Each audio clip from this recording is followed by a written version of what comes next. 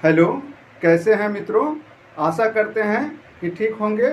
सबसे पहले हमारा प्यार भरा नमस्कार आप लोग स्वीकार करें। मित्रों, आज मैं इस वीडियो में आप लोगों को यह बतलाने जा रहा हूं कि अनुरक्षकों के साथ बहुत बड़ा धोखा हो रहा है। नलजल अनुरक्षकों के साथ बहुत बड़ा धोखा हो रहा है। वह धोखा क्या है, यह इस वीडियो में मैं बतलाऊंगा। इससे पहले मित्रों, मैं बतला देना चाहता हूं कि सूबे बिहार में तमाम जगहों पे अनुरक्षकों का मीटिंग लगातार होते रह रहा है। जैसे अभी विगत कुछ दिनों में पूर्वी चंपारण, पश्चिमी चंपारण, मुजफ्फरपुर जिले में लगातार मीटिंग की दौड़ चल रही है और तमाम अनुरक्षक बंधु यूनाइट हो रहे हैं। इसी कड़ी में पहाड़पुर जिला के पहाड़पुर प्रखंड के, पूर्वी चंपारण के पहाड़पुर प्रखंड के कुछ अनुरक्षक बंधुओं ने बैठक किया, जिसमें श्री राम ठाकुर जी, अनिल अंबेडकर जी, ये तमाम लोग उस बैठक का ऑर्गेनाइज किए। और उसमें भी यह निष्कर्ष हुआ कि हम लोग हर परिस्थिति में कानूनी रूप से जो लड़ाई होगा वह लड़ने का प्रयत्न करेंगे। आगे मुजफ्फरपुर जिला अंतर्गत साहेबगंज प्रखंड के अनुरक्षकों ने एक बैठक किया और पूर्व में उन लोगों ने जो आवेदन पत्र प्रखंड विकास पदाधिकारी महोदय को दिया था, उस आवेदन पत्र पर जब उन लोगों ने प्रखंड विकास पदाधिकारी से बात करने गया तो क्या अनुरक्षकों के साथ धोखा हो रहा है, कैसे धोखा हो रहा है, इस बातों का खुलासा वहां से हो सका। अब मैं इस पर बतलाऊंगा कि कैसे धोखा हो रहा है अनुरक्षकों के साथ और क्या कहे प्रखंड विकास पदाधिकारी महोदय। इस वीडियो में मैं इन तमाम बातों को आप लोगों के सामने रखूंगा। मित्रों, जब अनुरक्षक बंधुओं ने प्रखंड विकास पदाधिकारी महोदय से मुलाकात करने गए तो प्रखंड विकास पदाधिकारी महोदय ने उन लोगों को अच्छा व्यवहार अर्पण किया और उनसे वार्ता होने लगी। तो अनुरक्षक बंधुओं ने कहा कि महोदय, हम लोगों ने आपको पूर्व में आवेदन दिया था पेमेंट संबंधित। जब सरकार का यह चिट्ठी है कि अनुरक्षकों को पेमेंट किया जाए तो हम लोग के पेमेंट में विलम्ब क्यों हो रहा है, इस संबंध में जब अनुरक्षक बंधुओं ने प्रखंड विकास पदाधिकारी महोदय से बात किया तो प्रखंड पदाधिकारी महोदय अपने वरीय पदाधिकारी से इस पर विमर्श किया मोबाइल के द्वारा। और उसके बाद उन्होंने कहा कि देखिए, आप लोग काम किए हैं, यह हम लोग यहाँ जान रहे हैं, लेकिन विभाग यह मानने के लिए तैयार नहीं है। विभाग यह कह रहा है कि आप लोग काम नहीं किए, इसलिए आप लोगों को पैसा नहीं मिल पाएगा। और जब एक अनुरक्षक बंधु ने सवाल किया कि महोदय, हम लोगों से यह वादा करते हुए, यह बात कहते हुए जमीन लिया गया कि आप जमीन दीजिए, अपने जमीन में नल जल का स्ट्रक्चर खड़ा करवाइए, आपके परिवार के एक सदस्य को पंप ऑपरेटर के रूप में रखा जाएगा। और इस लालच में हम लोगों ने जमीन दिया और अनुरक्षक के रूप में हम लोगों को रखा भी गया। और आज कहा जाता है कि आपको पेमेंट नहीं मिलेगा, ये कैसा न्याय है। तो इस पर प्रखंड विकास पदाधिकारी महोदय ने कहा कि क्या आपको कोई व्यक्ति यह बात कहा है या कोई पदाधिकारी यह बात कहा है कि आप जमीन दीजिए, आपके परिवार के एक सदस्य को ऑपरेटर रखा जाएगा, क्या इसका आपके पास कोई प्रमाण है? क्या कोई सरकारी पदाधिकारी का या सरकार का कोई ऐसा चिट्ठी है आपके पास? तो ऐसा तो कोई चिट्ठी मिला ही नहीं मित्रों, ऐसा कोई चिट्ठी तो मिला ही नहीं, वो मौखिक रूप से हुआ। और मौखिक रूप से जिस तरह से नल जल के भूमिदाताओं से यह लोभ लालच दे करके जमीन ले करके आज उन्हें रोड पर छोड़ दिया गया है, ठीक उसी तरह से अनुरक्षक जो बहाल हो गए हैं उनके साथ भी यह साजिश विभाग का चल रहा है। अब सैकड़ों जांचें हुई मित्रों, सैकड़ों जांचें हुई इस बीच में, और उसमें यह बात सामने आया कि नल जल संचालन हो रहा है। सरकार की विशेष रिपोर्टें गई, उसमें यह बात आया कि नल जल संचालन हो रहा है, और सरकार कहती है कि यह हमारा ड्रीम प्रोजेक्ट है, हम यह सक्सेस हैं, पूरे विश्व स्तर पर सरकार का नाम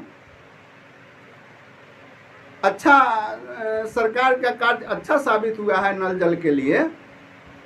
और जो सरकार अपना पित थपथपा रही है कि नल जल जो है सुचारू रूप से हमारा चल रहे हैं, हमने घर घर नल का जल पहुंचाने का प्रयत्न किया, तो क्या नल जल नहीं चल रहे थे?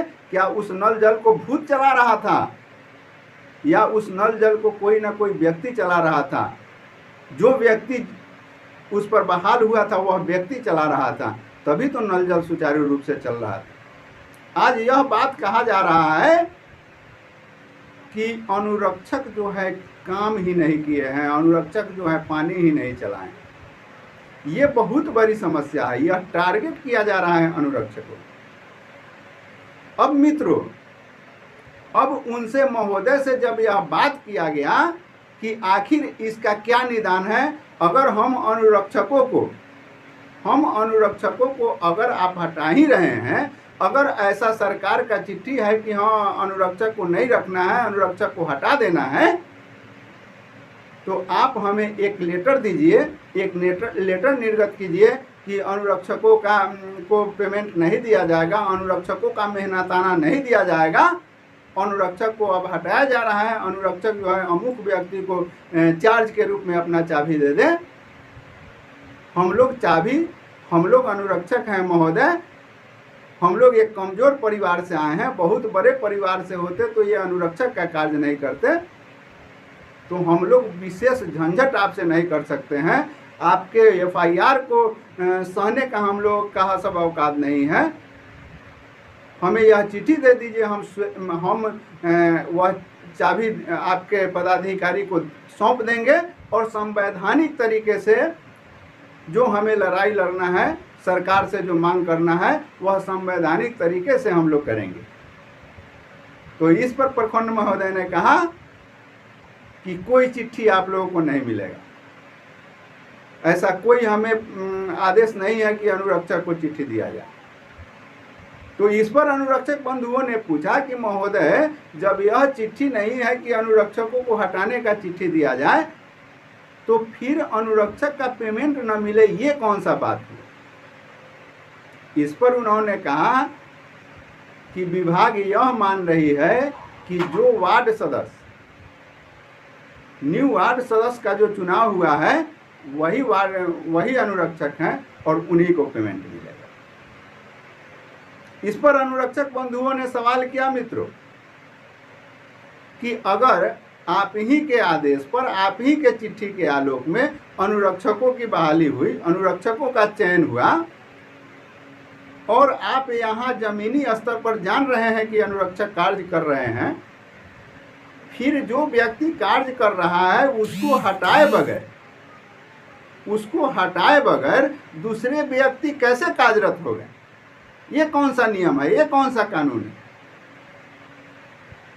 तो इस पर प्रखंड विकास पदाधिकारी महोदय ने जवाब दिया कि देखिए, हमारे साथ भी मजबूरी है, हमें जो विभाग आदेश करेगा उस आदेश के आलोक में ही हम काम करेंगे। हम जानते हैं कि आप लोगों ने काम किया, लेकिन हमको अपने घर से तो नहीं देना है। आप लोग काम किए हैं, आप लोग का पैसा मिलना चाहिए, लेकिन विभाग कहती है कि काम आप नहीं किए हैं, तो जो विभाग कहेगी वही काम हम लोग करेंगे। तो यह बहुत बड़ा साजिश अनुरक्षकों के साथ चल रहा है मित्रों, और इस पर तमाम अनुरक्षकों को एकजुट होकर के और मजबूत लड़ाई देना पड़ेगा, सरकार से मांग करना पड़ेगा। और अब जो है समय गंवाने से काम नहीं चलेगा। अगर वास्तव में आप चाहते हैं, अगर वास्तव में चाहते हैं कि हमें हमारा अधिकार मिले, तो आपको संवैधानिक तरीके से जो अधिकार मिला है प्रजातंत्र व्यवस्था में, जो एक आम व्यक्ति को अधिकार मिला है, उस अधिकार का इस्तेमाल करते हुए आपको लड़ाई लड़ना पड़ेगा। और अब अगर किसी भी पदाधिकारी के पास आप जाते हैं, कहीं भी जाते हैं, वहां आपको कुछ न्याय मिलने वाला नहीं। मात्र एक सिस्टम दिखाई दे रहा है जो प्रजातंत्र में न्याय का मंदिर जिसको कहा जाता है, उसी न्याय के मंदिर में ही, उसी न्याय के मंदिर के देवता से ही हम लोगों का आशा जुड़ा है। और वही न्याय के मंदिर का देवता अब जो हम लोगों के पक्ष में फैसला करे या विपक्ष में फैसला करे। इसलिए आप तमाम बंधुओं से मैं कहना चाहूँगा कि अब कहीं भटकने से आपको कोई फायदा नहीं है। अगर आपको अधिकार लेना है तो हाई कोर्ट कैसे जाइएगा, इस पर एक रणनीति तैयार कीजिए और उस रणनीति के तहत ही आप आगे बढ़ने का प्रयास कीजिए और बढ़िए। इसी के साथ मैं अपने वाणी को समाप्त करता हूं और एक अनुरोध करता हूं कि अगर यह वीडियो अच्छा लगे तो कृपया लाइक, शेयर एवं एक सब्सक्राइब तो जरूर कर लीजिएगा। फिर मिलते हैं अगले वीडियो में। मैं तमाम खबर जो अनुरक्षकों के हित के लिए है खोज कर आप लोगों के पास पहुंचाने का हमेशा प्रयत्न करते रहा हूं और करते रहूंगा, क्योंकि हमारे अनुरक्षक बंधुओं को यह जानकारी मिल सके और वह सशक्त बन सके, उन्हें क्या करना चाहिए, नहीं करना चाहिए, वह रास्ता नहीं भटके। इस बात का मैं बार बार आप लोगों के सामने उस चीज़ को ला करके रखने का प्रयत्न करता हूं, ताकि आप दिग्भ्रमित का शिकार न हो, दिग्भ्रमण आपको नहीं जगे। सो मित्रों, मिलते हैं अगले वीडियो में। धन्यवाद।